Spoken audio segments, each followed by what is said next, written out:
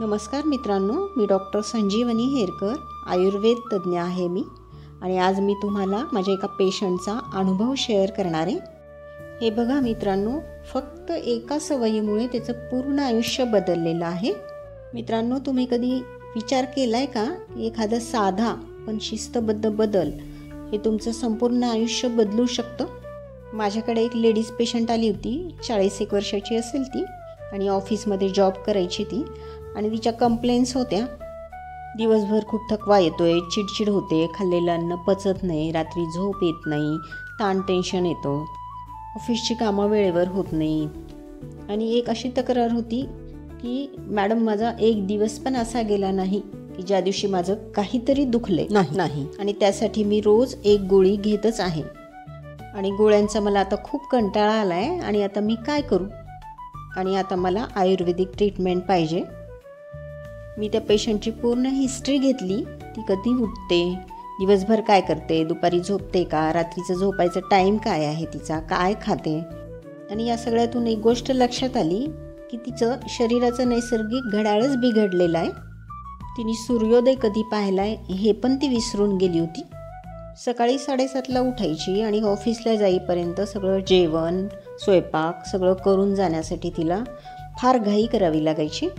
मित्रांनो, मी तिला काहीही औषध दिलं नाही, फक्त तिला तिचा झोपेचा टाईम चेंज करायला सांगितला आणि सकाळी उठायची वेळ पण तिची बदलली।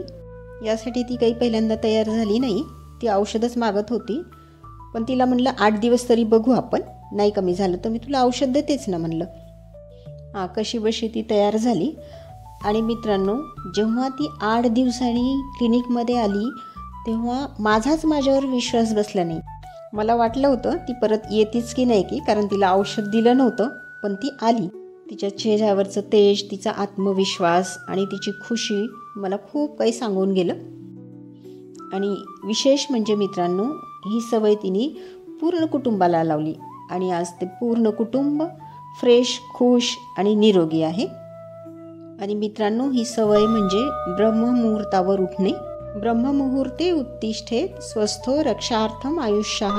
दीर्घायुष्य आणि उत्तम आरोग्यासाठी ब्रह्ममुहूर्ताला उठावं असं आयुर्वेदामध्ये सांगितलेलं आहे। त्याने तुमची पचनशक्ती सुधारते, मनःशांती मिळते, तुमचे स्नायू, हाड आणि तुम्हाला जर संधिवात असेल तर विशेष लाभ होतो। तुमच्या हार्मोन्सचे प्राकृतिक संतुलन व्हायला मदत होते। इन जनरल तुमचं सगळं आयुष्य वाढतं। मेन म्हणजे तुमची रोगप्रतिकारक शक्ती सुधारते। मित्रांनो, सत्वगुण वाढवणारा, तुमच्या पचनशक्तीला चालना देणारा आणि मलविसर्जनासाठीचा हा योग्य काळ आहे। तुमच्या शरीरातील दोषशुद्धी करून वात पित्त कफ समतोल ठेवून तुमचं आरोग्य आणि आयुष्य वाढवणारा हा काळ आहे। तुमच्या शरीराची ऊर्जा सूर्य ऊर्जेसोबत एकरूप व्हायला मदत करणारा हा काळ आहे। त्यामुळे मित्रांनो, ब्रह्ममुहूर्तावर उठल्यानंतर तुमचं मानसिक स्थैर्य वाढतं आणि तणाव प्रतिरोध करण्याची क्षमता पण वाढते। मित्रांनो, नेहमीसाठी ब्रह्ममुहूर्तावर जे लोक उठतात ना, त्या लोकांना थकवा अजिबात येत नाही, ते दिवसभर काम करतात आणि त्यांना आजार पण कमी होतात। मित्रांनो, फक्त लवकर उठणं हे आरोग्याचं गुपित तर आहेच आणि ब्रह्ममुहूर्त म्हणजे ते एक निसर्गाशी जोडलेलं आरोग्य आहे आणि मन, शरीर आणि आत्मा शुद्ध करणारा जो वेळ असतो तो ब्रह्ममुहूर्त आहे।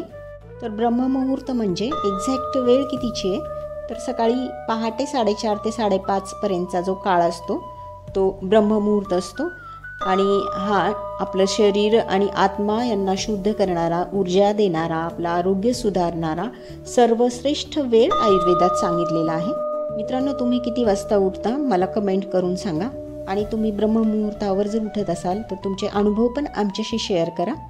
मित्रांनो, ब्रह्ममुहूर्ताचा शांत अनुभव, तिथलं शांत वातावरण, शुद्ध हवा, त्यात केलेला प्राणायाम, योगा आणि मन मोकळं फिरणं एक स्वर्गीय सुख आहे।